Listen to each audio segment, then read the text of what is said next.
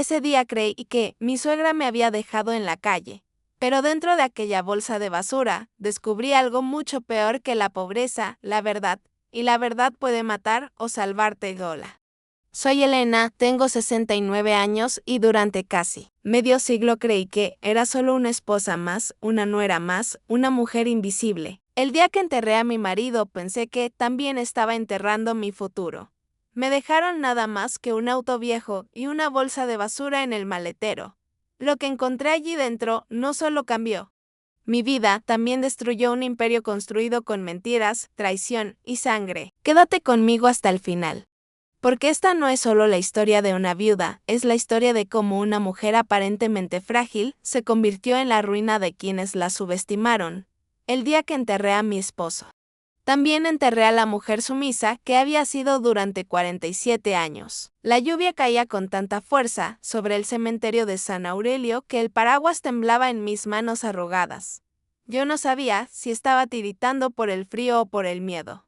Frente a la tumba abierta de Julián Herrera, el hombre con él, que compartí casi toda mi vida, el notario se aclaró la garganta. Procederé a leer el testamento, anunció con voz monótona. Yo me apreté el chal negro sobre los hombros, intentando darme calor y dignidad al mismo tiempo. Alrededor. Los familiares de mi esposo se agrupaban bajo paraguas caros, zapatos lustrosos, abrigos elegantes. Todos sabían que la fortuna de los Herrera era grande, haciendas, negocios agrícolas, propiedades en la costa. Cuentas bancarias que yo nunca había visto. Yo solo quería una cosa, seguridad. Un techo donde pasar mis últimos años, una pequeña pensión, algo que justificara 47 años de dedicación, de silencios, de tragos amargos. El notario empezó a leer, primero habló de la hacienda El Mirador, luego de la casa principal en Puerto Esmeralda, después de varias cuentas y acciones en empresas que jamás había oído nombrar.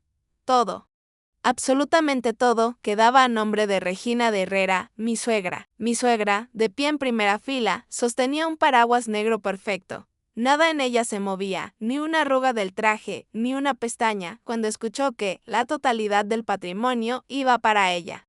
Apenas curvó los labios en una sonrisa minúscula, una sonrisa que yo conocía muy bien. Era su sonrisa de victoria. Yo sentí que el suelo se inclinaba. Y yo quise preguntar, pero la voz no me salía. El notario continuó como si nada, a su esposa, Elena Morales de Herrera. Le deja, hizo una pausa breve, el vehículo modelo antiguo estacionado en la parte trasera de la hacienda. Y nada más, nada más. Casi medio siglo a su lado reducido a un auto viejo. Ni una casa, ni una cuenta. Ni siquiera una pequeña renta. Un carro que todos en la familia llamaban la chatarra azul, algunos parientes fingieron lástima. Otros me clavaron la mirada con curiosidad morbosa, como si yo fuera parte del espectáculo. Mi suegra ni siquiera se dignó a mirarme. Ella había ganado. Otra vez, siempre me despreciaba, desde el primer día. Para ella yo era esa muchacha de barrio. La que hablaba con acento de los barrios altos de Puerto Esmeralda, la que trabajaba limpiando casas ajenas cuando conoció a su hijo. Mis manos le parecían toscas, mis maneras ridículas. Nunca me llamó por mi nombre completo. Para ella yo era simplemente Elena, con un tono que sonaba a sociedad. Cuando terminaron de leer el testamento, el notario se acercó y, sin mirarme a los ojos, me entregó un llavero oxidado envuelto en un pañuelo húmedo. Estas son las llaves del vehículo. Señora, los demás se marcharon en camionetas modernas hacia la hacienda. Nadie me preguntó si necesitaba que me acercaran. Nadie ofreció siquiera un café. Yo caminé sola hasta el fondo del estacionamiento, embarrado, donde estaba el auto, un sedán azul, viejo, con la pintura comida por el sol y el óxido devorando las orillas. Me senté en el asiento del conductor, empapada, con el vestido negro pegado al cuerpo. Puse la frente sobre el volante y respiré hondo. Tenía 69 años. Ningún hijo, ninguna casa propia, ningún ahorros a mi nombre. Solo ese auto viejo, y una suegra poderosa que siempre me había querido ver en la calle. Giré la llave. El motor tosió, se quejó, pero al final arrancó con un rugido cansado. Antes de seguir con la historia, quiero hacerte una invitación muy especial. Si te gustan las historias de secretos familiares, traición y venganza, suscríbete al canal, deja tu me gusta y cuéntame en los comentarios desde qué ciudad me estás escuchando. Eso me ayuda muchísimo a seguir trayéndote historias como esta. Ahora sí, continuemos. Conduje sin rumbo, alejándome del cementerio, de la mansión. De todo lo que alguna vez llamé familia política. La lluvia golpeaba el parabrisas y yo dejé que las lágrimas se confundieran con las gotas. No sé cuánto tiempo estuve manejando por carreteras secundarias, pensando que tal vez mi vida ya había llegado a su último capítulo. Hasta que el auto empezó a fallar. El motor comenzó a dar tirones y luces rojas se encendieron en el tablero. No ahora, susurré, como si el carro pudiera escucharme. Me orillé a un lado de la carretera, en un tramo casi desierto rodeado de campos. El cielo estaba gris, pesado. Me bajé con esfuerzo. Las rodillas me dolían, la espalda me quemaba. Di la vuelta completa al vehículo, sin saber muy bien qué estaba buscando. Fue entonces cuando lo vi. El maletero estaba entreabierto, apenas unos milímetros. Como si alguien lo hubiera cerrado a toda prisa y no hubiera encajado del todo. Fruncí el ceño. Yo no recordaba haber guardado nada allí. El auto había estado años prácticamente abandonado en la parte de atrás de la hacienda, usado solo de vez en cuando para trasladar cosas sin importancia. Con el corazón acelerado, levanté la tapa del maletero. El metal oxidado se quejó con un chirrido agudo. Dentro, ocupando casi todo el espacio, había una bolsa de basura negra, de esas gruesas, industriales, atada con un nudo muy apretado. El frío que me recorrió no tuvo nada que ver con el clima. ¿Qué es esto?, susurré. La bolsa se veía pesada, repleta. No era una pequeña bolsa con trastos. Era como si alguien hubiera metido dentro algo valioso o algo peligroso. Miré la carretera vacía. Miré el cielo, miré el auto. Nadie me había hablado de ninguna bolsa, nadie mencionó objetos personales, cajas, recuerdos. Nada. Mi herencia era solo el auto. Según el notario, de alguna manera lo supe, aquello no era basura. La arrastré con esfuerzo hasta el borde del camino. Noté que dentro había paquetes rígidos, algo metálico, algo que tintineó. Un pensamiento horrible cruzó por mi mente, ¿y si alguien dejó ahí algo ilegal? ¿Y si me culpan a mí? Podría haberla dejado allí, abandonar el auto, fingir que nunca la vi. Pero algo en mi interior, una mezcla de intuición y desesperación, me empujó a hacer lo contrario. Con las manos temblorosas, comencé a desatar el nudo en cuanto abrí la bolsa un poco. Un mareo me obligó a sujetarme del parachoques. El mundo pareció girar. Necesité varios segundos para enfocar lo que había dentro. No eran restos de comida ni ropa vieja. Había fajos de billetes, sobrecerrados, documentos doblados, pequeños objetos envueltos en trapos. Y algo que brilló débilmente al recibir. Un rayo de luz, una llave metálica distinta a cualquier otra que yo hubiera visto. Cerré la bolsa de golpe, con el corazón martillándome en el pecho. No era basura. Era un secreto. Y, por alguna razón, ese secreto me pertenecía a mí.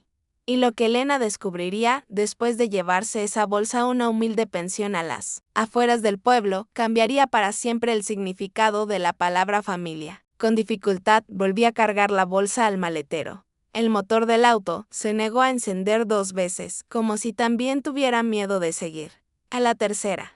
Arrancó, conduje hasta el pueblo más cercano, San Aurelio Viejo, un lugar donde solo había pasado alguna vez de camino al mercado. Busqué con la mirada una posada barata, una en la que nadie hiciera demasiadas preguntas. La encontré junto a la carretera, un pequeño edificio de 2 pisos, pintura descascarada. Un letrero de neón medio apagado que decía Hostal Horizonte. Dejé el auto a un lado, lo más discreto posible, y arrastré la bolsa hasta la recepción. La joven detrás del mostrador me miró con curiosidad, pero no dijo nada cuando pedí una habitación por una noche, pagando en efectivo con los pocos ahorros que tenía en mi bolso. Subí las escaleras como una sombra, cargando la bolsa como si de verdad llevara un cadáver. Una vez dentro de la habitación, cerré la puerta con llave. Corrí el pestillo y me quedé un momento apoyada en la madera, respirando agitadamente. La habitación era sencilla, cama pequeña, una ventana que daba a la carretera, un armario cojo y una mesa de noche con una lámpara que parpadeaba. Coloqué la bolsa en el centro del piso, como si fuera un animal dormido al que no quisiera despertar. Me senté al borde de la cama. Podía marcharme, podía devolver el auto. Enfrentar de nuevo la humillación. Podía fingir que nunca supe de esa bolsa. Pero entonces vi de nuevo en mi mente la sonrisa de Regina, mi suegra, bajo la lluvia del cementerio. Su seguridad, su triunfo, su certeza de que yo estaba acabada. Algo se endureció dentro de mí, me levanté. Tomé una tijera que encontré en la gaveta del escritorio y corté la parte superior de la bolsa. El plástico se abrió con un susurro. Un olor a papel viejo, tinta y algo metálico llenó el aire. Lo primero que vi fueron los billetes. Dólares. Muchos. Fajos envueltos con bandas de papel, algunos con anotaciones a mano, fechas. Iniciales, pequeñas marcas que no entendía. Me faltó el aire. Durante décadas yo había contado centavo por centavo para comprar comida, para pagar la luz, para remendar ropa. Mi marido siempre decía que las cosas estaban ajustadas, que no se podía gastar en tonterías, que había que cuidar el futuro. Y ahí estaba, el futuro que nunca fue mío, apretado en esos fajos de billetes que yo jamás había visto. Los aparté, luchando contra la náusea. Debajo había un montón de sobres Manila, algunos sellados, otros abiertos. Saqué uno al azar. Adentro, copias de escrituras. Propiedades rurales, departamentos, locales comerciales en Puerto Esmeralda y en ciudades que ni siquiera conocía. Ninguna estaba a nombre de mi suegra, ni de mi esposo. Eran nombres extraños, empresas de sílabas frías como Inversiones Aralco S.A. o Agrocomercial del Pacífico S.R.L. En la esquina de algunas hojas reconocí una firma. La firma de Julián no era la firma firme y elegante que yo había visto en documentos domésticos. Era una firma temblorosa, apretada, como si hubiera sido estampada a la fuerza o bajo presión. Seguí sacando cosas de la bolsa, cada vez con más miedo. Encontré un manojo de llaves brillantes, cada una con una pequeña etiqueta metálica con números y letras. B12, nave 3, C-17. Nada que me dijera algo concreto, pero todo sonaba a lugares. Bodegas, depósitos, oficinas. Finalmente, en el fondo de la bolsa había una carpeta gris, gruesa, cerrada con una liga. Encima, escrito a mano con la letra de mi esposo, leí para Elena. No abras esto, mientras yo siga vivo. Sentí que el corazón se me paraba un segundo. Me ardieron los ojos, me senté en el suelo, todavía con la carpeta en las manos. Él sabía.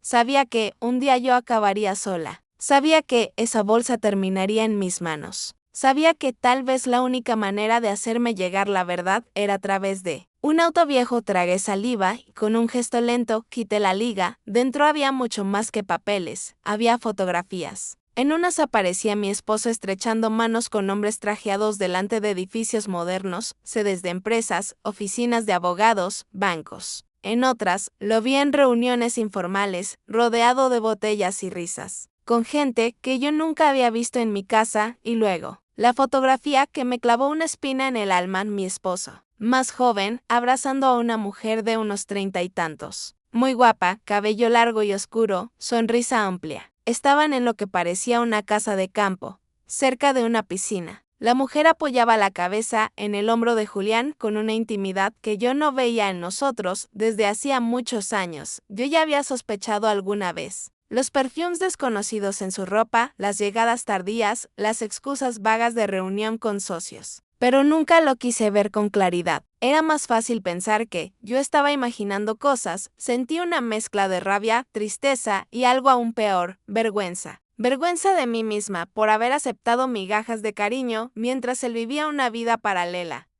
Di vuelta a la foto y vi un nombre escrito a mano. Marinas debajo. Una fecha de hacía 15 años. Seguí revisando la carpeta. Encontré copias de transferencias bancarias al extranjero, contratos privados con firmas apenas legibles, poderes notariales dadas a personas que no conocía. En varios documentos, el nombre de mi suegra aparecía oculto entre siglas de empresas, como si fuera una sombra, moviendo los hilos desde lejos. Por un momento pensé que todo aquello era prueba de que mi esposo había sido un hombre doble, egoísta, ambicioso. Pero entonces, en una de las últimas fundas de plástico, vi algo distinto, una carta escrita a mano, sin sobre, con mi nombre al inicio. Elena, comenzaba. Si estás leyendo esto, es porque ya no estoy. Las letras se me emborronaron, pero seguí.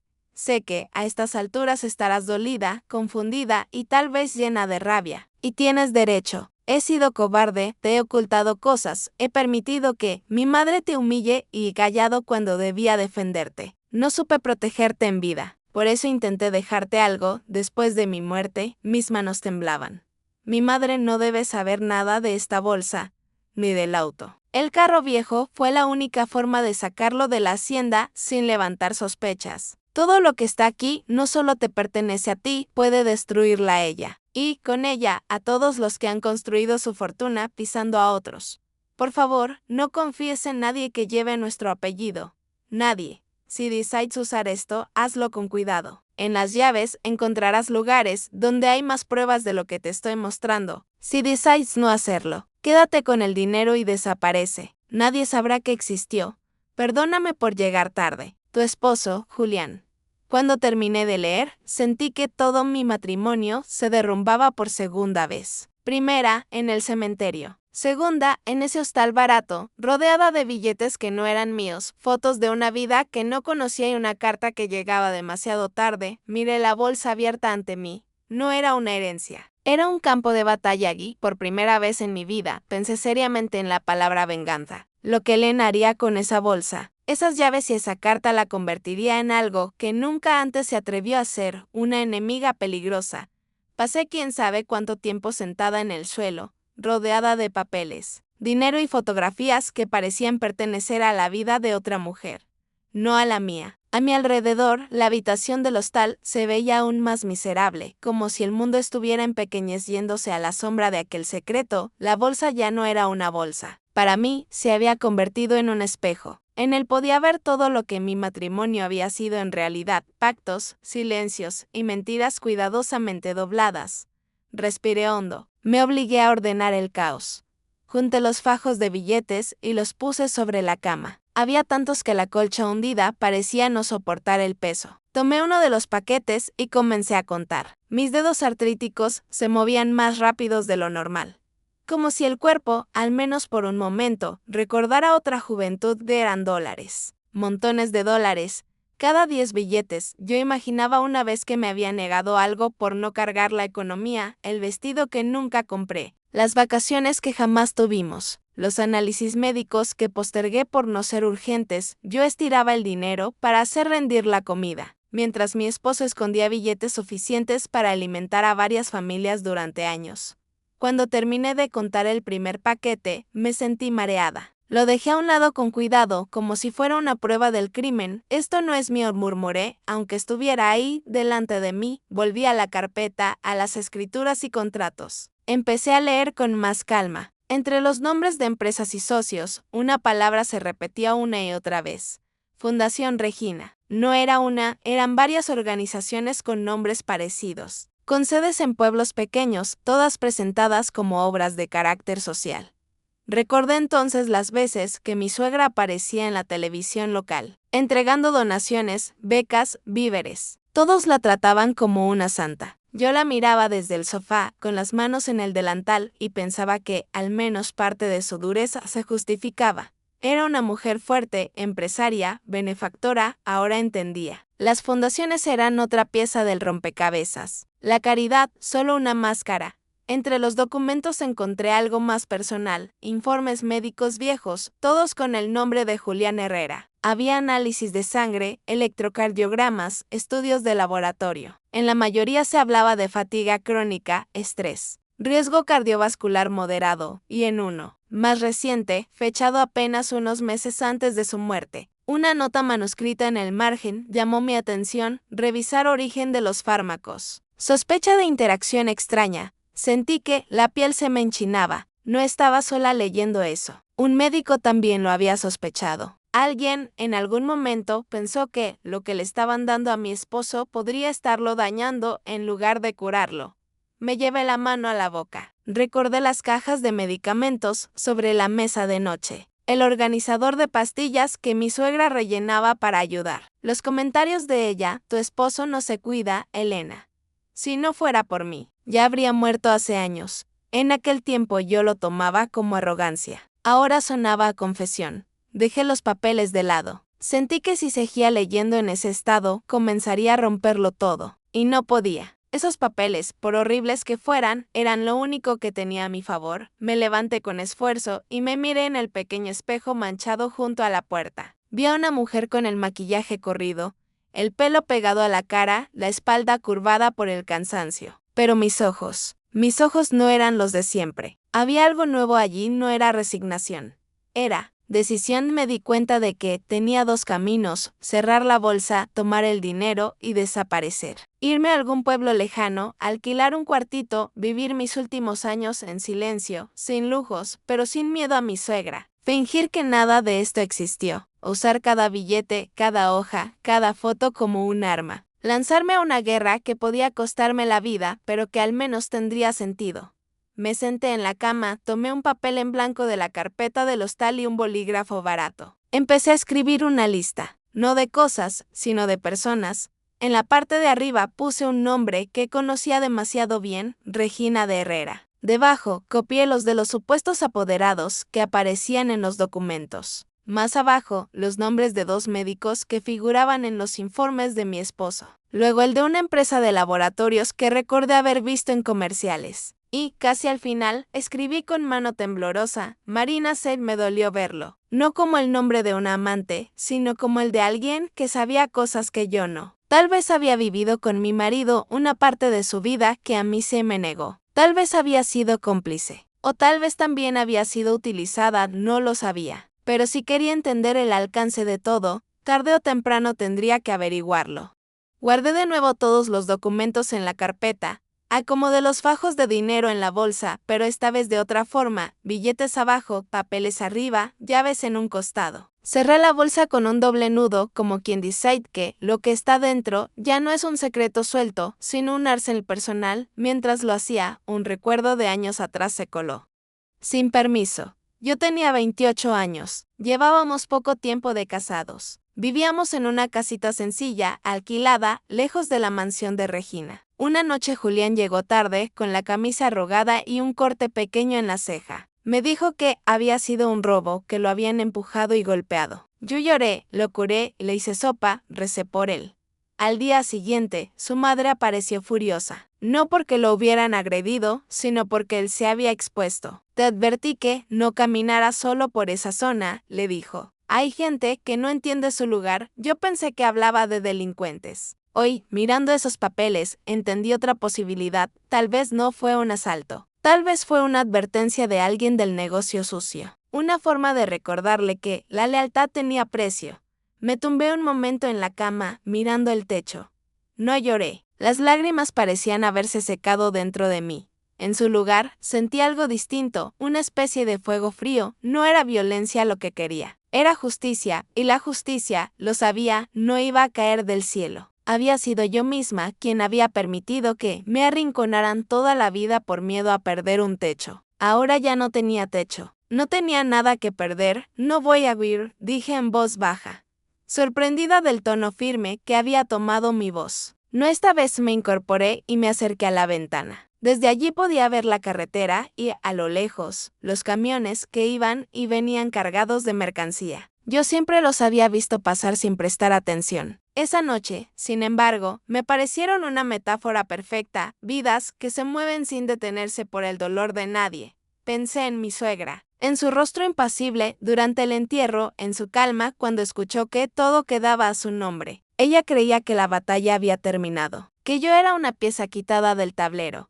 Pero lo que ella no sabía era que el premio de consolación que me había dejado en el testamento era justamente la bomba que podía destruirla. Y yo, una mujer de 69 años, con los huesos cansados, me descubrí dispuesta a encender la mecha. Volví a sentarme en el suelo, junto a la bolsa. Tomé una de las llaves, la que tenía grabado C17. La sostuve un rato entre los dedos, sintiendo su peso. No era solo metal. Era un camino. Muy bien, Julián, murmuré, mirando la bolsa como si él estuviera escuchando. Llegaste tarde, pero llegaste. Ahora me toca a mí. Apagué la lámpara. Me acosté sin desvestirme, con el corazón acelerado y una certeza clara, casi luminosa. Al día siguiente, no iba a buscar consuelo, iba a buscar respuestas. Lo que Elena descubriría al seguir el rastro de esas llaves y esos nombres le revelaría que la muerte de su esposo no fue un accidente, y que su suegra había subestimado a la persona equivocada. Dormí poco y mal. Me desperté varias veces con la sensación de que alguien estaba parado junto a la cama observándome entre las sombras. Pero cada vez que abría los ojos, solo veía la cortina vieja movida por el viento nocturno. Amaneció gris como si el cielo también supiera que ese día no iba a ser un día normal. Me levanté despacio. Mi cuerpo protestó en cada articulación, recordándome mi edad. Pero mi mente estaba despierta como no lo había estado en años. Apenas salió el sol, revisé la lista de nombres que había anotado la noche anterior. Mis ojos se detuvieron en uno, L. Montenegro, uno de los supuestos apoderados que firmaba contratos junto a mi esposo. No lo había escuchado jamás en conversaciones familiares. Eso lo hacía sospechoso, o útil, pero más que nombres. Había algo que me llamaba más fuerte, las llaves. Tomé la que decía C17. Pesada, de metal grueso, con la cabeza desgastada como si hubiera abierto puertas importantes durante años.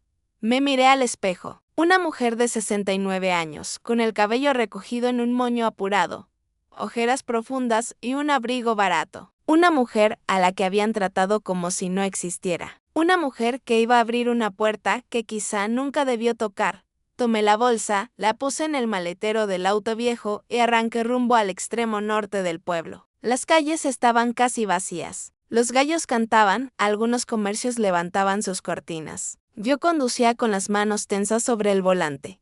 Mientras avanzaba, los recuerdos del día anterior me golpeaban como una ola. La nota del médico, revisar origen de los fármacos. La foto de Julián con aquella mujer, Marina. El dinero escondido. La voz del Julián que no conocí pidiéndome perdón por escrito. Durante años había pensado que yo era débil. Ahora entendía que quizás siempre había sido demasiado fuerte, solo que en el lugar equivocado cuando llegué a la zona industrial del pueblo. Un hilo de inquietud me recorrió la espalda. Las naves estaban alineadas como gigantes dormidos. Los números pintados en los portones estaban viejos y despintados. Busqué el 17. Ahí estaba, una bodega gris con un cerrojo grueso y una cadena. Me bajé del auto. El aire era frío y olía a humedad. Metí la llave en la cerradura. Giró a la primera. Una parte de mí deseó que estuviera cerrada por dentro. Que nada se abriera, que nada cambiara. Pero no. La verdad quería salir. Empujé el portón. El metal se quejó con un chirrido que me atravesó los huesos. Adentro todo estaba oscuro. Usé la linterna del móvil para iluminar. Lo primero que vi fueron cajas apiladas, cientos de ellas, muchas con sellos de importación y códigos numéricos. Pasé la luz por encima de varias etiquetas, nombres de empresas que también había visto en los documentos de Julián. Las mismas fundaciones, los mismos sellos, los mismos apellidos ocultos. Sentí un escalofrío. En una esquina había un escritorio pequeño cubierto de polvo. Me acerqué. Sobre él había carpetas, una computadora vieja y un teléfono fijo lleno de telarañas. Toqué todo con cuidado, como quien teme despertar a algo dormido. Abrí la primera carpeta. Adentro había contratos de compra de terrenos. Muchos. Todos a precios absurdamente bajos. Todos firmados por campesinos analfabetos, ancianos sin familia. Y en la última página, la firma de Julián como testigo o intermediario. Dios mío, susurré, sintiendo que el piso se abría bajo mis pies. Él había participado, aunque fuera obligado. Seguí revisando y encontré carpetas con documentación falsa, incluyendo certificados de defunción de personas supuestamente fallecidas, pero cuyos nombres aparecían en cuentas bancarias como beneficiarios de movimientos recientes. El apellido de mi suegra aparecía una y otra vez bajo empresas pantalla. Me temblaron las manos. Años enteros de crímenes estaban guardados ahí dentro. Era un archivo de guerra. Pasé a otra mesa donde había varios frascos pequeños con etiquetas médicas. Algunos vacíos, otros con restos de tabletas. Tomé uno. Reconocí el nombre del medicamento. Era uno que Julián había tomado durante años.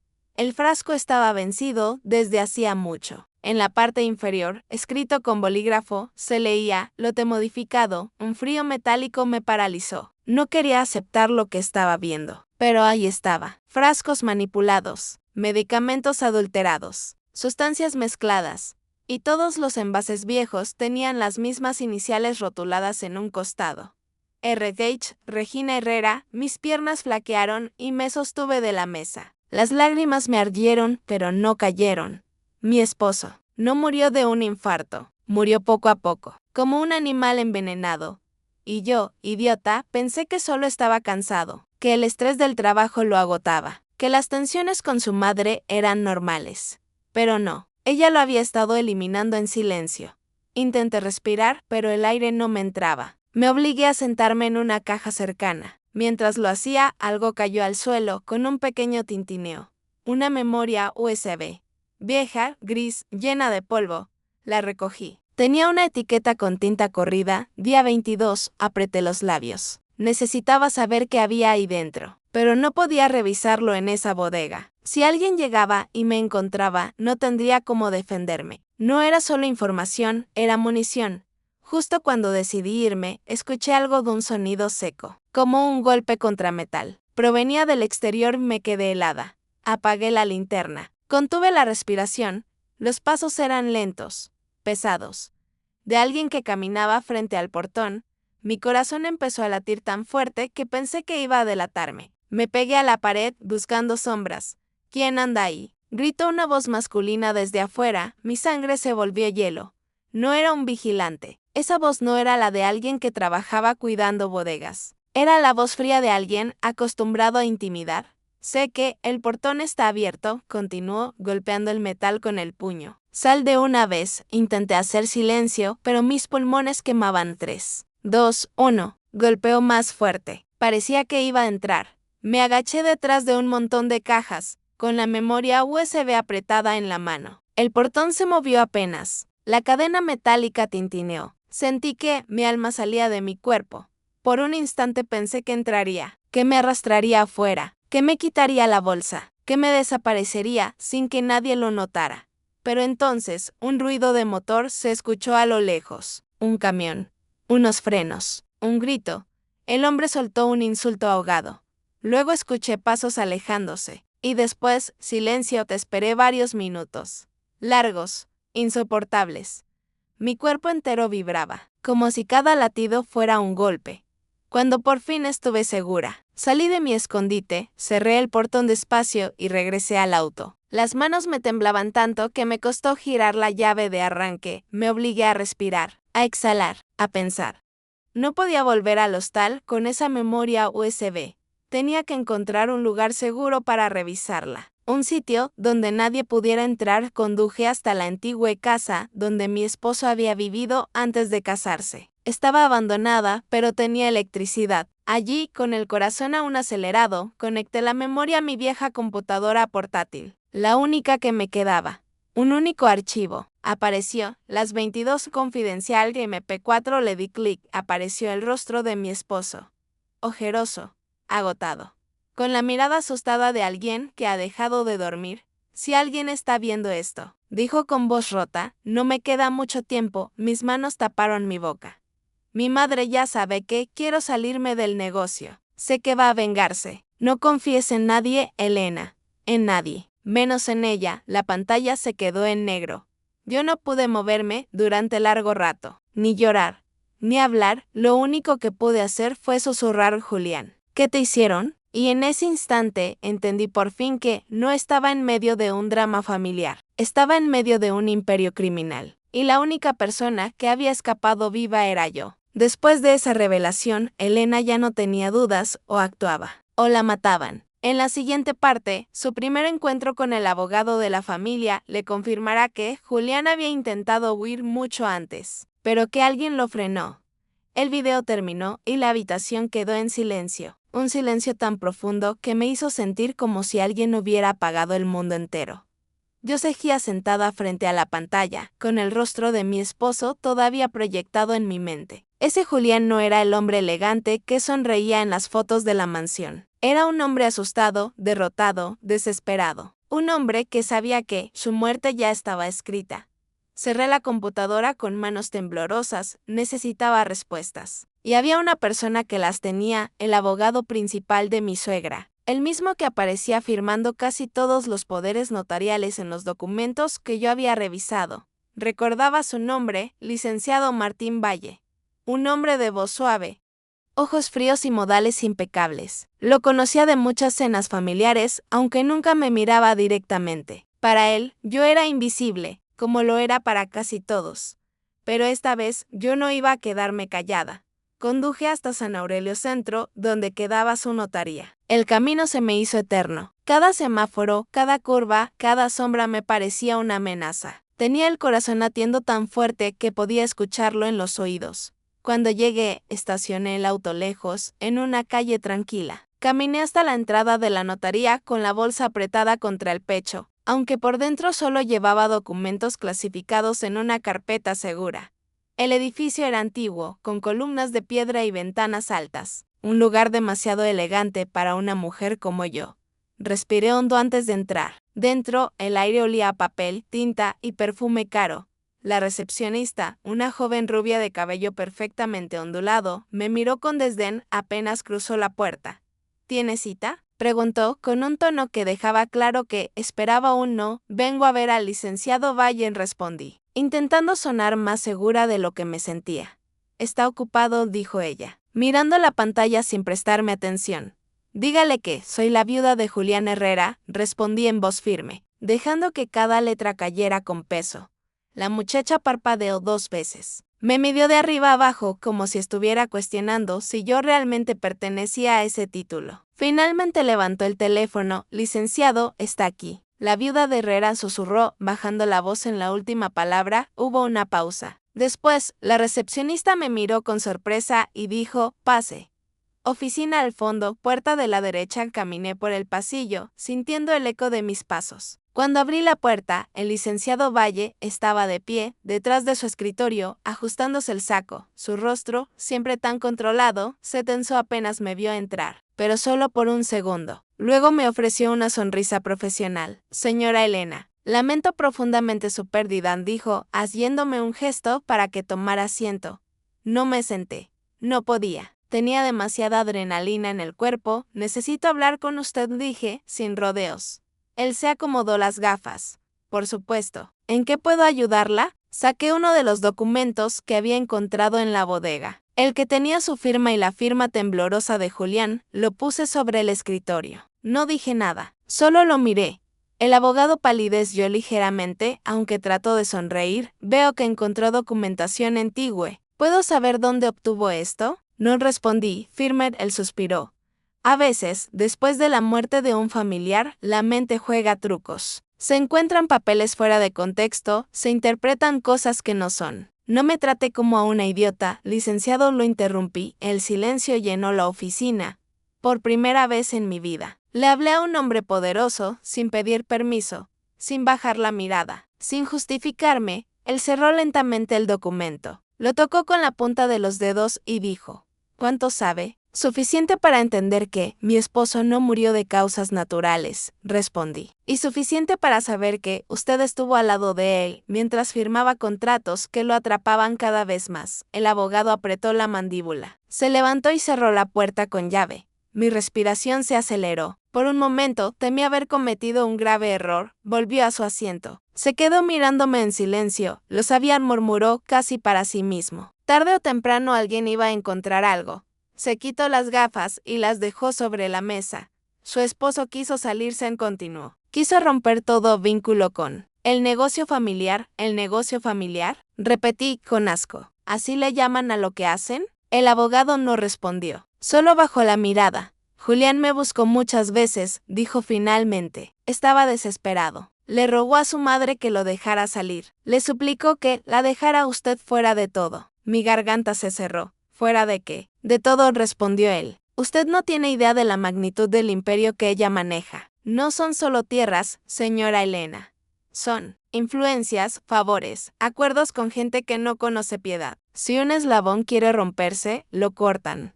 ¿Cortarlo? ¿Cómo? Susurré, aunque ya lo sabía. El abogado me miró con una expresión que nunca le había visto. Miedo. Cuando Julián quiso renegociar su papel, su madre lo amenazó. No con quitarle dinero, con algo peor. ¿Con qué? Con destruirla usted, respondió con voz baja. Con dejarla en la calle. Con demostrar que usted no pertenecía a la familia. Y con hundirla legalmente, si era necesario, me mareé. Agarré el respaldo de una silla para no caer. Él intentó cambiar el testamento y continuó. Quiso dejarle una casa, un terreno, algo, pero alguien se adelantó. Ella, el licenciado guardó silencio. Ese silencio fue la confirmación más brutal que pude recibir. El testamento que escuchó en el funeral no era el original, añadió. Fue modificado semanas antes de su muerte. Poco después de que Julián se pusiera enfermo, sentí que la sangre se me iba del cuerpo. Licenciado, dije, apretando la carpeta entre mis dedos. Mi esposo, ¿sabía que lo estaban envenenando? Él tragó saliva. Julián sospechó, pero ya era tarde. Estaba débil, muy débil. Me dijo que lo estaban drogando, que los medicamentos no eran los que él compraba, que alguien cambiaba las cajas. Mi piel se erizó. Era ella. Ella llenaba el pastillero. Ella llevaba los frascos a la habitación. Ella decía que la salud del niño, así llamaba a su hijo de 69 años, era cosa suya.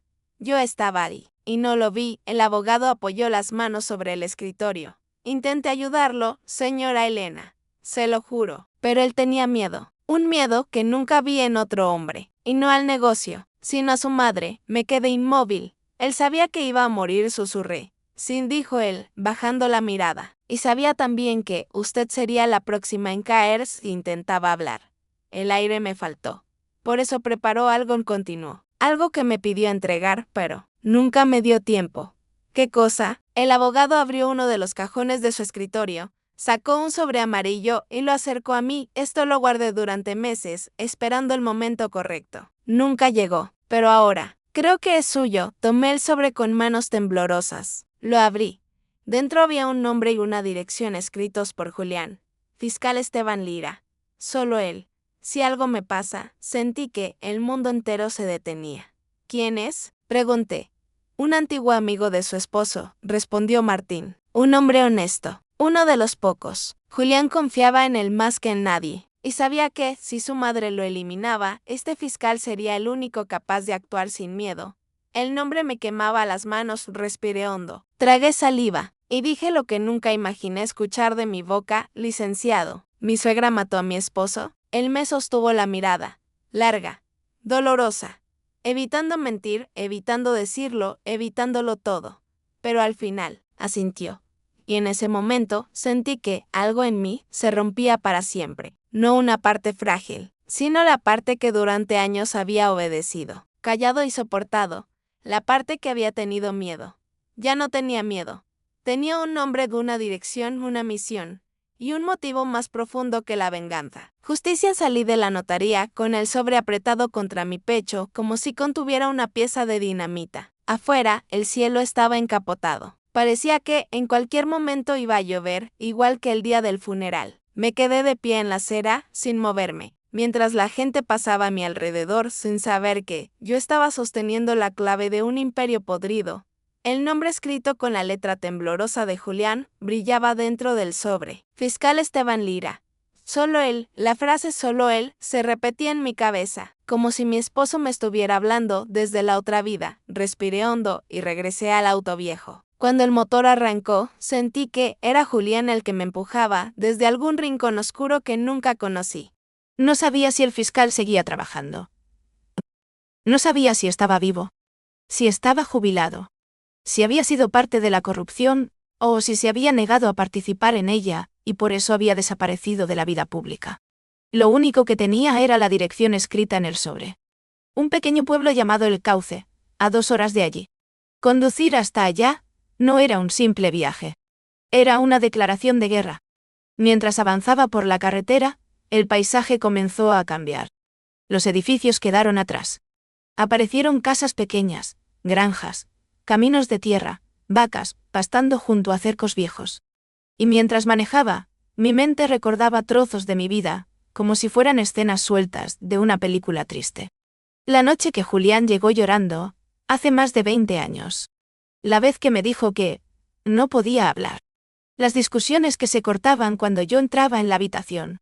Las miradas de su madre, siempre calculadoras, como si estuviera evaluando cuánto tiempo más le serviría a su hijo. Yo pensé que eran problemas familiares. No sabía que estaba viviendo dentro de un nido de víboras. Llegué a El Cauce justo antes del mediodía. Era un lugar pequeño, casi detenido en el tiempo. Las casas tenían techos de lámina, las calles eran de grava, y los perros dormían bajo las ventanas como guardianes cansados. La dirección me llevó a una casa sencilla, pintada de verde claro, con un pequeño porche lleno de plantas. Nada en ese lugar sugería poder. Nada decía, aquí vive un fiscal. Toqué la puerta con el corazón en la garganta. Esperé. Unos pasos se acercaron. La puerta se abrió apenas, dejando ver un ojo oscuro y desconfiado. ¿Quién es?, preguntó una voz grave. Tragué saliva. Soy la viuda de Julián Herrera. La puerta se abrió por completo. Un hombre de unos 70 años, cabello gris recogido hacia atrás y mirada profunda, me observó como si yo fuera un fantasma. Entre, dijo sin preguntar nada más. El interior de su casa era modesto. Muebles viejos pero limpios. Libros apilados por todas partes. Una mesa de madera rayada, y un ventanal que dejaba pasar una luz cálida. No había lujos. No había tecnología moderna. Era el hogar de alguien que había decidido desaparecer del mundo. El fiscal me ofreció asiento. Se sentó frente a mí, cruzando las manos. No sonreía. ¿Por qué vino?, preguntó finalmente. Saqué el sobre. Se lo entregué sin una palabra. Él lo abrió. Cuando leyó su propio nombre, su rostro cambió. Fue como ver a un soldado que reconoce la trompeta de guerra. ¿Cuánto sabe?, preguntó, sin alzar la voz.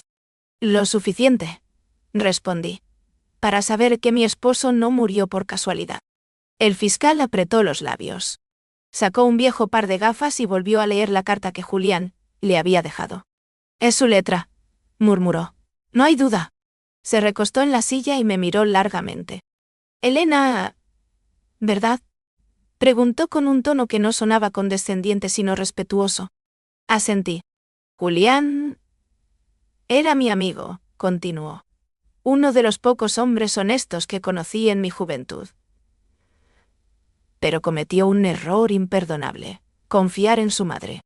Un escalofrío me recorrió. ¿Desde cuándo sabía usted de...? Me traje las palabras, pero él entendió. Desde siempre, respondió. Regina Herrera construyó su poder a base de favores. Favores judiciales, favores bancarios, favores políticos. Y favores no siempre limpios. Cerró los ojos, como si recordara algo desagradable. Ella me ofreció ser parte de su red, continuó. Me prometió ascensos, dinero, protección. Yo me negué. Por eso me retiré tan joven. Lo miré sorprendida. ¿Ella podía sacarlo de su carrera? Podía destruir mi vida, respondió sin dudar. Así de simple. Bajó la voz. Y también destruyó la de Julián. Mi corazón latía tan fuerte que casi dolía. ¿Por qué no lo ayudó?, pregunté, con lágrimas que querían salir. El fiscal no se defendió. No mintió. No buscó excusas. Porque cuando él me buscó, ya era demasiado tarde. Y si intervenía, ella no solo me eliminaba a mí. A usted también. Las lágrimas me cayeron de golpe. Dino no virco, no me enderezquiese el de golpe. Me limpié rápido, avergonzada. Pero él no apartó la mirada. No se burló. No se incomodó. Usted no tiene idea, dijo el fiscal, de lo que esa mujer es capaz de hacer en nombre del poder. Sacó una carpeta vieja de un cajón. La abrió frente a mí. Dentro había recortes de periódico amarillentos, informes médicos, transcripciones de audios, de hace más de 20 años. Regina Herrera está implicada en al menos 4 desapariciones, dijo. 2 campesinos que se negaron a vender sus tierras, un contador que descubrió irregularidades y un abogado joven que intentó denunciarla. Me quedé sin aliento. ¿Y Julián?, pregunté apenas en un susurro. El fiscal se inclinó hacia mí. Tu esposo no murió de un infarto, Elena. Murió de miedo. y de un veneno lento administrado por alguien que conocía cada dosis y cada efecto.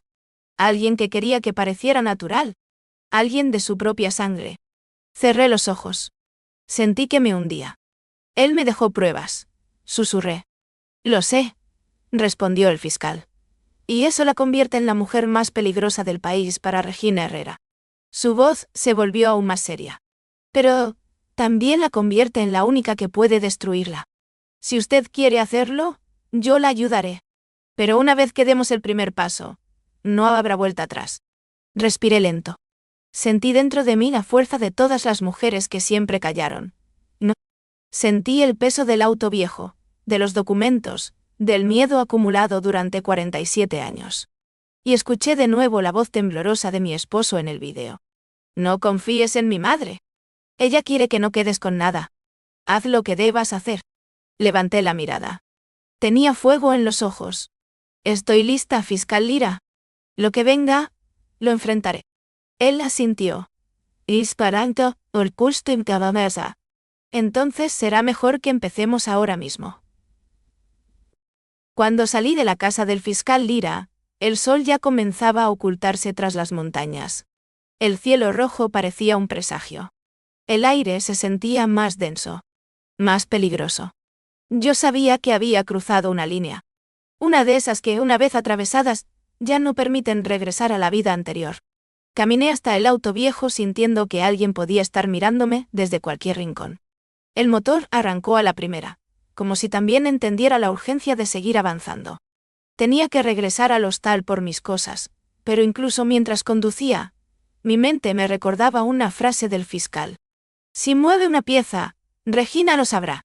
Y yo acababa de mover la pieza más grande de todas.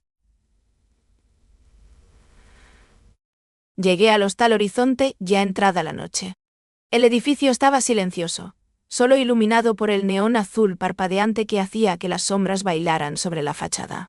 Para no llamar la atención, estacioné a media cuadra y caminé rápido. El aire nocturno estaba tan frío que mis manos comenzaron a entumecerse. Subí las escaleras despacio, tratando de no hacer ruido. Pero al doblar hacia el pasillo de mi habitación,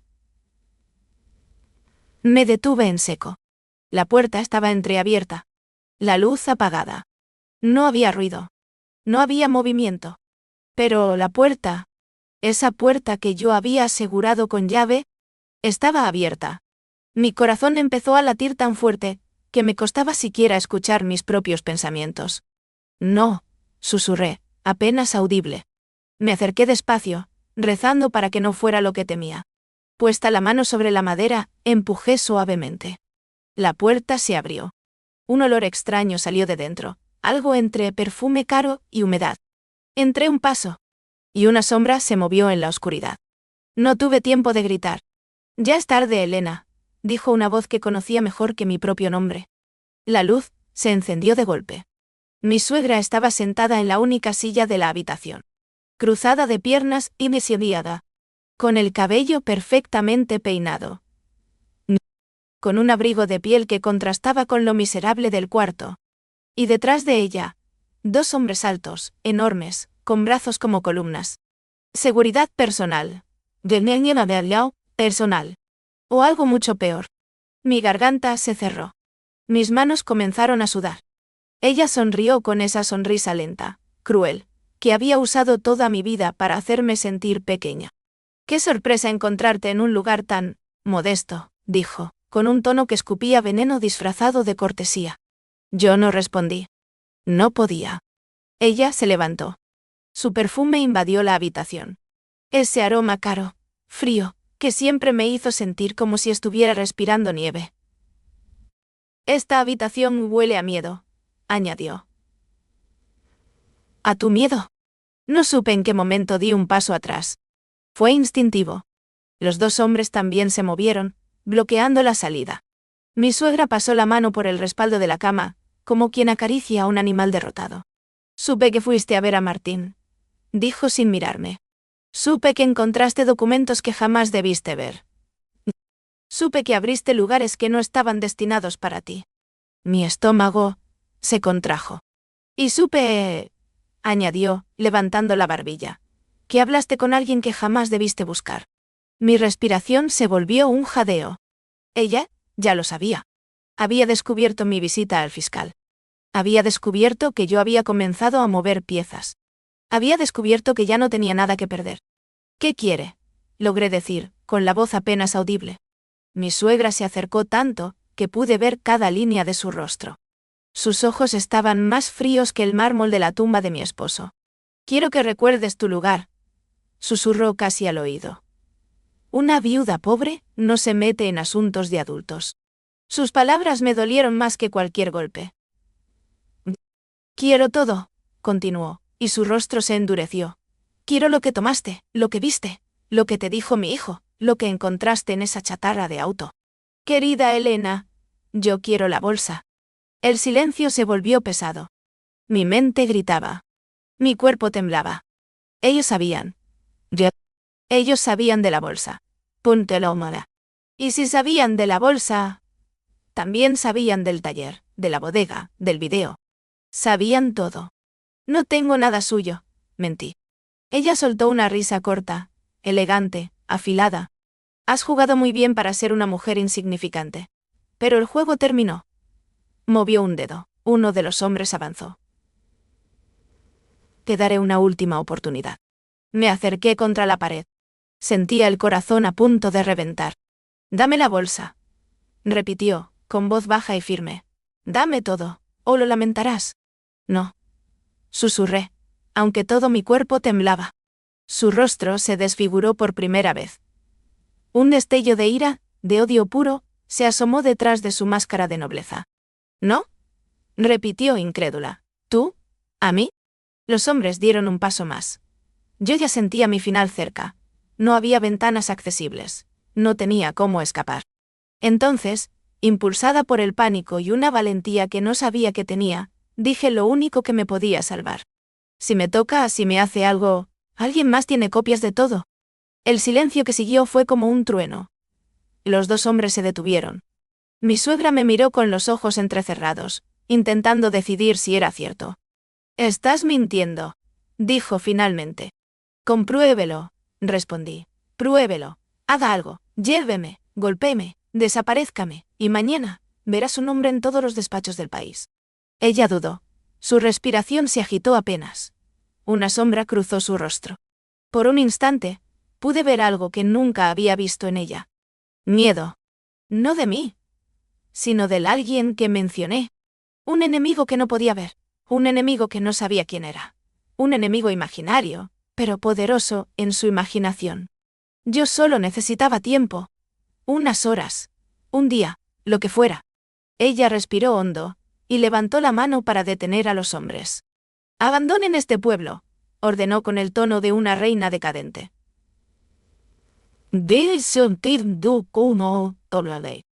Hoy mismo. Y si en 48 horas no entregas lo que me pertenece, te prometo, Elena, que lamentarás haber nacido. Caminó hacia la puerta. Se giró un instante, y con la voz más suave que le había escuchado nunca, dijo. No tienes idea de quién me respalda. Y cuando él sepa lo que estás haciendo, ninguna mentira podrá salvarte. Yo me quedé helada. ¿Él? ¿Quién era él? ¿Quién estaba por encima de Regina Herrera, la mujer más temida de la región? Pero no tuve tiempo de preguntarlo. Ella salió del cuarto, y los hombres la siguieron. La puerta se cerró con un golpe seco. Y yo caí de rodillas. No lloré, no grité, no temblé. Solo respiré. Respiré como si estuviera saliendo de una tumba, con los pulmones desgarrados por el miedo. Supe, en ese instante, que ya no tenía escapatoria, no podía esconderme, no podía detenerme, no podía retroceder. Ya no era una viuda asustada. Era la portadora de un secreto que podía destruir un imperio. Y Regina sabía que yo ya no era débil. Pero no sabía una cosa. Que yo estaba dispuesta a morir. Pero no a callar. Cuando la puerta se cerró detrás de mi suegra y sus dos hombres, la habitación quedó tan silenciosa que podía oír mi propio corazón golpeando contra las costillas. No me moví durante varios minutos. No podía. Sentía el cuerpo entumecido, la garganta seca, la piel ardiendo del miedo. Había estado a segundos de morir. de desaparecer sin dejar rastro, como tantos otros que habían estorbado al Imperio Herrera. Esa habitación podría haber sido mi tumba. Pero lo que más me estremecía no era la amenaza. Era esa última frase. Él no sabe lo que estás haciendo. Cuando lo sepa, ni tu mentira ni tu vida valdrán nada. ¿Quién era ese él? ¿Qué clase de persona podía darle órdenes a Regina Herrera? ¿Alguien más poderoso que ella? Más cruel. El aire se sentía espeso, casi irrespirable. Tenía 48 horas antes de que ella volviera. Antes de que enviara a alguien que no se detuviera ante un farol como el que yo había inventado. Respiré hondo. Tenía que moverme. Ahora. Metí mis cosas en la mochila sin siquiera doblarlas. Ropa. La carpeta. El cuaderno rojo. El pendrive. Mi cartera. El celular apagado. El poco dinero que quedaba fuera de la bolsa. Guardé lo imprescindible con manos temblorosas. La bolsa principal, la que contenía el tesoro maldito, la escondí bajo una manta para sacarla sin llamar la atención. Miré la habitación por última vez. Las paredes descascaradas, la lámpara parpadeante, la cama deshecha. Ese cuarto había sido un refugio precario. Ahora, era una trampa. Bajé por la escalera trasera del hostal sin hacer ruido. El portón estaba crujiente, pero cedió. La noche estaba fría, casi helada. Agradecí que la calle estuviera vacía. Llegué al auto, lancé la mochila al asiento del acompañante y me quedé quieta por unos segundos. Tenía que decidir. ¿A dónde ir? No podía volver con el fiscal Lira sin avisar. No podía quedarme en el pueblo. No podía volver a la ciudad. No podía ir a casa de nadie. Encendí el auto y conduje sin un destino claro, siguiendo el instinto.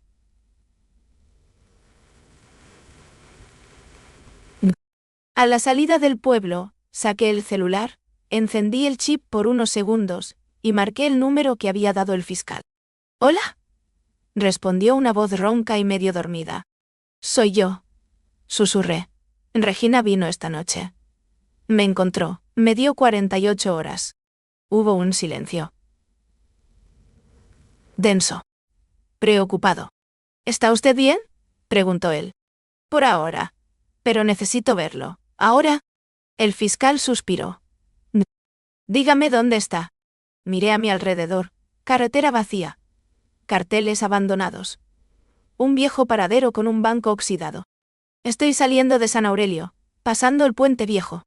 «Bien», respondió. «Conduzca 20 minutos más hacia el sur. A mano derecha hay un restaurante abandonado llamado Los Girasoles. Veámonos ahí». «¿Es seguro?». «De momento, sí. Y es mejor que movernos al pueblo. Váyase ahora mismo». Conduje como si el auto viejo fuera joven otra vez. El aire frío entraba por las rendijas del marco de la ventana. Las luces de los postes parecían fantasmas vigilando desde la oscuridad. Cuando vi el letrero oxidado con letras casi borradas, Los Girasoles, sentí un punzón en el pecho. El restaurante estaba abandonado, rodeado de hierbas altas. Las ventanas rotas como ojos vacíos, un lugar perfecto para esconderse o para morir. Aparqué atrás donde nadie pudiera verme desde la carretera. El fiscal llegó 10 minutos después, en un coche oscuro sin placas visibles. Se bajó mirando a todos lados antes de acercarse. «Entrégueme todo», dijo sin saludo. Yo lo miré confundida. «¿Todo? Se ha el todo. Papeles, llaves, memorias, fotos.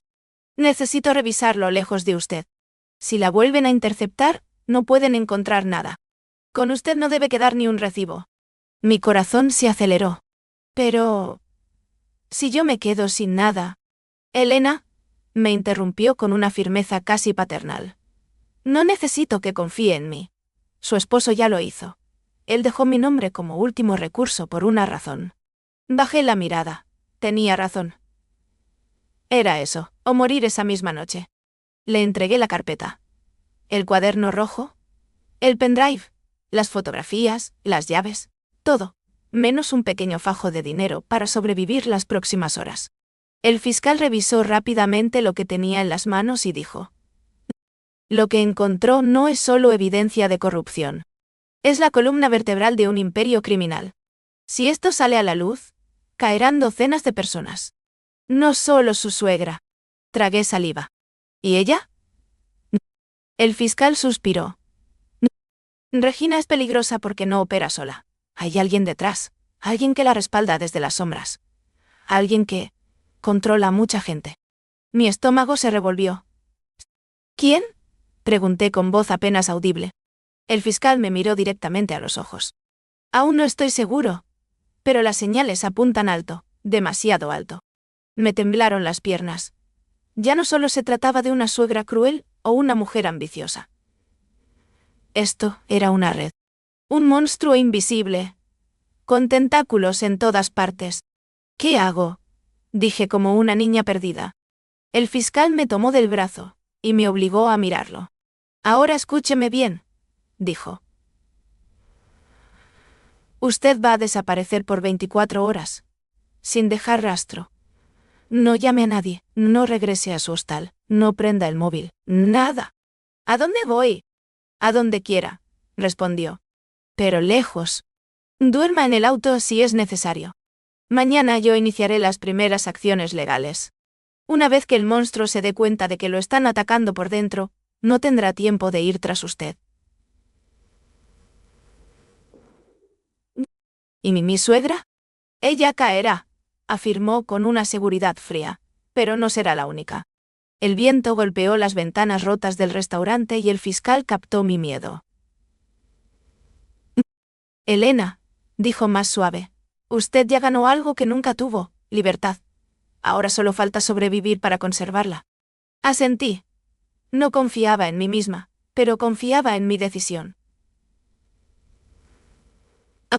Se iba a acabar. Ese era el inicio del fin. Me despedí del fiscal y conduje sin rumbo por la noche. Las horas pasaron como sombras. Paré en una estación de servicio desierta. Dormí en el auto, abrazada a la mochila con mis pocas pertenencias, con un ojo abierto y el corazón en alerta. Al amanecer, el cielo tenía un color rosado extraño, como si el mundo quisiera empezar de nuevo. Desayuné un café frío de máquina. Lavé mi cara en un baño de dudosa higiene. Y esperé. Esperé noticias. Esperé señales. Esperé que el fiscal cumpliera su promesa. A mediodía, mi celular vibró. Sin nombre. Sin número. Un mensaje. Se inició la auditoría. Siga como si no supiera nada. Me tembló el cuerpo entero. Era real. El monstruo estaba despertando, y ahora peleaba contra alguien que no había previsto. Una viuda de 69 años con un auto viejo, una bolsa de basura y la verdad. El mensaje del fiscal seguía brillando en la pantalla de mi celular. Se inició la auditoría. Siga como si no supiera nada. Mis manos temblaban, no solo por el miedo, sino por la magnitud de lo que estaba ocurriendo. Había comenzado. Después de décadas de abusos, de silencios forzados, de vidas truncadas, alguien por fin estaba tirando del hilo que sostenía el Imperio Herrera. Y ese hilo había salido del maletero oxidado de un auto que nadie quiso. Regresé a la carretera sin rumbo fijo, evitando cualquier pueblo donde pudieran reconocerme.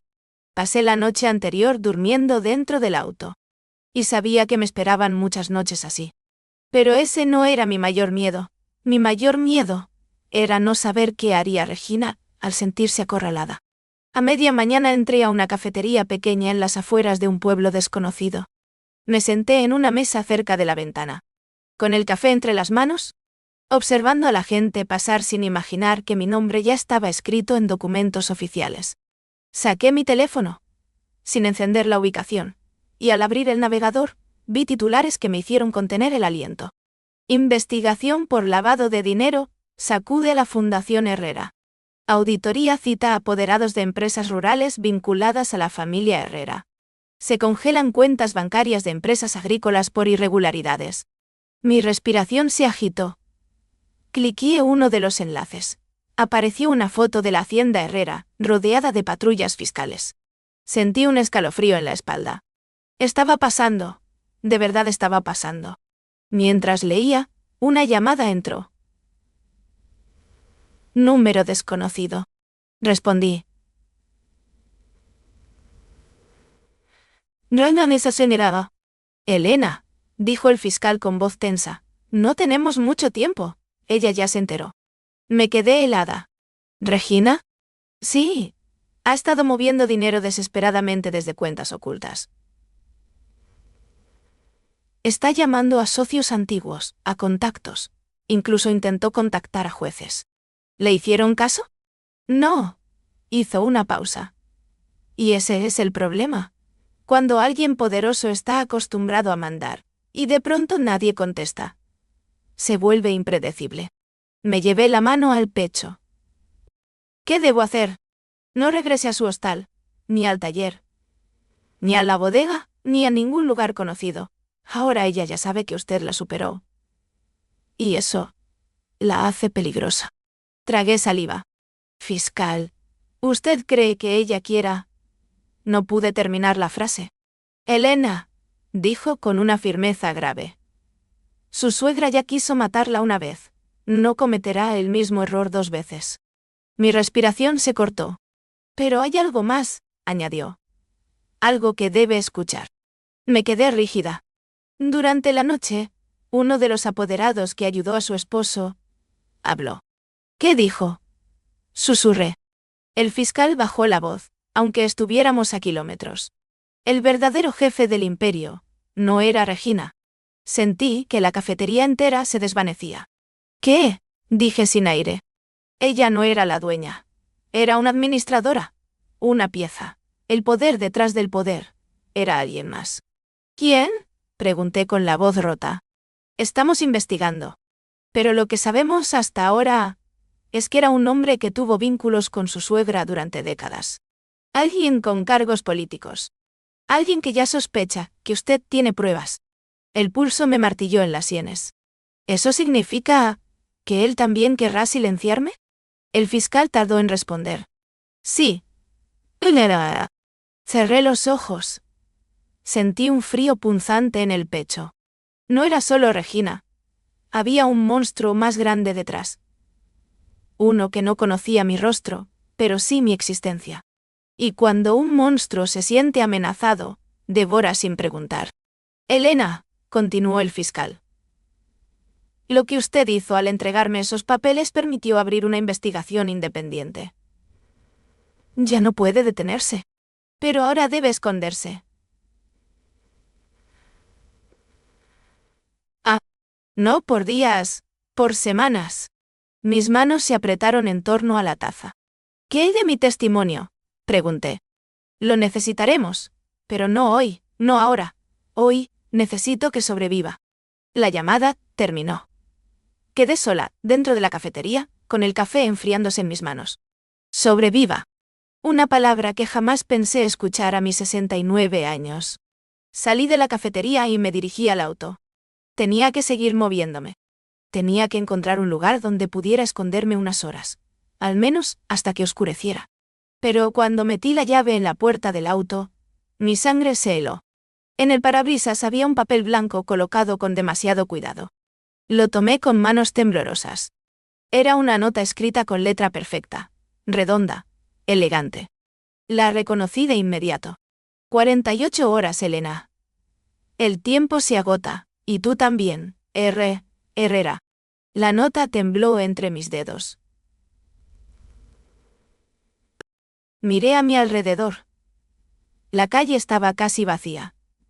Pero una camioneta negra estaba estacionada en la esquina, como si hubiera estado ahí durante horas. Un hombre dentro del vehículo hablaba por teléfono. Me estaba mirando. Mi corazón se disparó. Corrí al auto.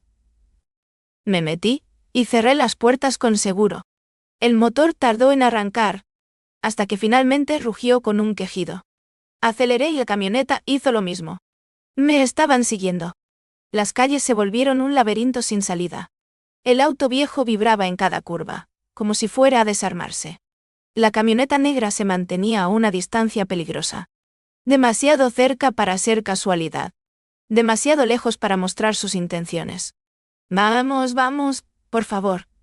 Susurré al motor. Tomé un camino rural. Luego otro. Y otro más. Pero la camioneta continuaba detrás. Una sombra constante. Una amenaza silenciosa. Mi respiración era un jadeo. Las manos me resbalaban del volante por el sudor. Cada segundo parecía un año. Hasta que en un cruce sin señalización, tomé una curva demasiado cerrada. El auto se sacudió. Las llantas chirriaron. Todo mi cuerpo se golpeó contra el volante. Y la camioneta pasó de largo. Yo seguí conduciendo sin detenerme. Kilómetros. Minutos eternos. Hasta que, finalmente, entendí algo. Ya no estaban siguiéndome. Pero no porque se hubieran rendido, sino porque ya sabían dónde estaba. No estaban perdiéndome la pista. Estaban cercándome. Me detuve en un paraje desierto. Apagué el motor. El silencio fue tan absoluto que pude escuchar mis propios pensamientos. Toda mi vida había creído que la vejez sería un tiempo de descanso, de calma, de paz. Ahora estaba corriendo por mi vida, contra un imperio, contra un monstruo sin rostro, contra la mujer que me humilló durante 47 años. Y, sin embargo, por primera vez en mi vida, no tenía ganas de rendirme. No iba a dejar que me borraran como a tantas otras víctimas. No iba a desaparecer. No iba a desaparecer. No iba a agachar la cabeza. No iba a agachar la cabeza. No, iba a luchar. Porque alguien tenía que detenerla. Porque Julián había muerto intentando protegerme. Porque yo había vivido demasiado tiempo a la sombra de una mujer que creía ser invencible. Y porque ahora, yo tenía algo que ella no sabía manejar. ¿Verdad? Dormí dentro del auto esa noche. No porque quisiera, sino porque no tenía otro lugar donde sentirme relativamente segura. El motor apagado y el silencio absoluto me permitieron escuchar algo que llevaba tiempo rondando mi mente. 48 horas, Elena. El tiempo se agota. Las palabras de Regina. Sus amenazas. Su nota en el parabrisas. La camioneta, siguiéndome durante kilómetros. Ella ya no estaba jugando. Yo tampoco. Cuando salió el sol, el cielo amaneció pálido. El aire estaba frío.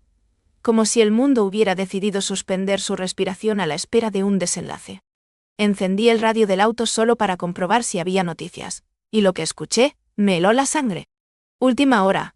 Las autoridades han emitido órdenes de incautación sobre varias propiedades vinculadas a la familia Herrera.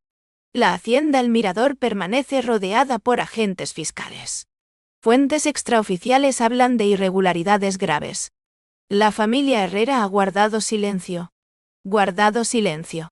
Eso, traducido al lenguaje del poder, significaba una sola cosa. Pánico.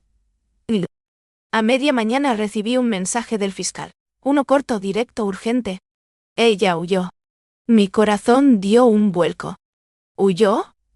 Susurré para mí, como si decirlo en voz alta hiciera la situación más real. El fiscal continuó. Intentó transferir dinero. Intentó destruir papeles. Intentó contactar al hombre detrás de todo. No lo logró. Estamos a punto de atraparla. Sentí un temblor extraño en las manos. No era miedo. Era anticipación. ¿Qué debo hacer? Respondí. La respuesta llegó casi al instante. Venga al punto que acordamos.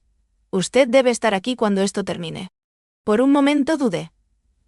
¿Qué podía aportar yo en medio de un operativo judicial? Una anciana de 69 años, cansada, sin familia, sin recursos. Pero entonces recordé algo. Todo esto había comenzado conmigo. Y mi esposo no había muerto para que yo me escondiera. Apreté los dientes, encendí el auto, y conduje hacia el lugar que el fiscal me había indicado. Era un edificio gubernamental pequeño, lejos de la capital. Como si quisieran evitar la presencia de cámaras y periodistas. Cuando llegué, 2 agentes me escoltaron hacia una sala. El fiscal ya estaba ahí. Cansado, ojeroso, pero firme. Siéntese, me dijo con la voz más suave que le había escuchado en toda la historia. Obedecí. La traerán en cualquier momento, añadió. Y quiero que esté presente. ¿Para qué? Pregunté, sintiendo el estómago encogerse. Porque usted es la razón por la que ella está cayendo. Y porque ella pidió verlo. Se me heló la piel. ¿Pepí? ¿Pidió verme? Sí, respondió. Y créame, Elena, no será un encuentro fácil. Esperamos. Minutos que se sintieron como horas. Cada sonido en el pasillo hacía que me sobresaltara. Hasta que, finalmente, escuché pasos firmes. Voces murmurando. El tintinear de esposas. La puerta se abrió. Entraron 2 agentes. Y entre ellos, Regina Herrera. Pero no la Regina que yo conocía. No la mujer fuerte. Elegante, impecable. No la reina de las haciendas ni la señora de los negocios. La mujer que entró era otra Pou. Tenía el cabello despeinado, la ropa arrugada, los ojos hundidos, la piel amarillenta, y un temblor leve en las manos. Era como si la caída hubiera envejecido 20 años en un día. Cuando me vio, sonrió, una sonrisa rota, torpe, sin fuerza. Tú, murmuró. No me levanté, no respiré, no pestañeé. Ella avanzó un paso, pero los agentes la detuvieron. Quiero hablar con ella, exigió con voz ronca. ¿Qué? El fiscal asintió. Los agentes retrocedieron un poco, pero no la soltaron. Regina se aclaró la garganta y me miró con los ojos más vacíos que había visto en mi vida. Sabía que era débil, susurró. Pero nunca imaginé que fueras peligrosa. No respondí. Ella respiró hondo, y dijo algo que jamás habría imaginado escuchar de su boca. ¿Fui usada, Elena? El fiscal la miró con desdén. Eso no le da derecho a haber destruido tantas vidas, espetó él. Regina lo ignoró. Solo me miraba a mí. Quise proteger a mi hijo, murmuró. Creí que obedecerlo a él, al verdadero jefe, era la única forma de mantenerlo vivo. Mis labios temblaron. ¿Lo envenenó? Pregunté con el corazón en la garganta. Ella cerró los ojos. Una lágrima solitaria corrió por su mejilla. No, un lío. No mienta, gritó el fiscal. No fui yo, chilló ella, con una voz desgarrada. Me obligaron. Me obligaron a darle esas pastillas. Dosis pequeñas. Para mantenerlo controlado. Para que no hablara. Mi respiración se cortó. Pero él se volvió débil, demasiado débil, y cuando quise detenerlo, ya era tarde. Sus lágrimas ahora eran reales. No había manera de fingir semejante derrumbe. Yo sentí que mi corazón se dividía en 2 sentimientos opuestos. Repulsión y una tristeza profunda. Ella había sido malvada, cruel, ambiciosa, humillante. Pero ahora, frente a mí, solo veía a una mujer destruida por el monstruo al que juró lealtad. ¿Quién es él?, pregunté, con una fuerza que no sabía que tenía. Ella abrió la boca, pero no respondió. Porque en ese momento, un agente entró corriendo en la sala. Fiscal, el hombre detrás del caso, está huyendo. Tenemos órdenes de captura en proceso. El fiscal me miró. Elena, lo que comenzó como una venganza personal, se convirtió en un terremoto nacional. Mis ojos se llenaron de lágrimas. ¿Y yo? El fiscal se acercó y me tomó las manos. Usted, Elena, es la pieza clave del caso. La que abrió la puerta que todos tenían miedo de abrir. La que sobrevivió a su propia familia. La que tuvo el valor que su esposo no pudo tener. Me derrumbé en lágrimas. No de tristeza, no de alegría, de liberación. Después de casi 5 décadas de silencio, de humillación, de ser nadie, por fin alguien me veía. Las semanas siguientes fueron un torbellino. Declaré ante jueces. Firmé documentos. Fui testigo principal. Regina enfrentó cargos históricos. Su imperio fue desmantelado. Centenares de víctimas recuperaron sus tierras, sus derechos, sus nombres. El hombre detrás de todo también fue atrapado. Y cuando eso ocurrió, Regina dejó de hablar, dejó de comer, dejó de pelear. El monstruo que la había manipulado durante años quedaba expuesto. Y ella, que tanto daño había hecho, caía sola. Hoy, meses después, camino por el parque todas las mañanas. Vivo en un pequeño departamento simple, cálido, mío. Tengo mis plantas. Mi sillón cerca del balcón. ¿Mi paz? La bolsa de basura que inició todo, la guardo en un cajón viejo. No por apego, sino para recordar lo que sobreviví. A veces, cuando el viento sopla fuerte, recuerdo las palabras finales de la carta de Julián. Si alguna vez logras liberarte de todo esto, quiero que vivas. Y ahora, a mis 69 años, estoy aprendiendo a hacerlo por primera vez. Sin miedo. Sin cadenas. Sin sombras, puntos. Porque la verdadera venganza no fue ver caer a Regina. Fue verme a mí misma levantándome.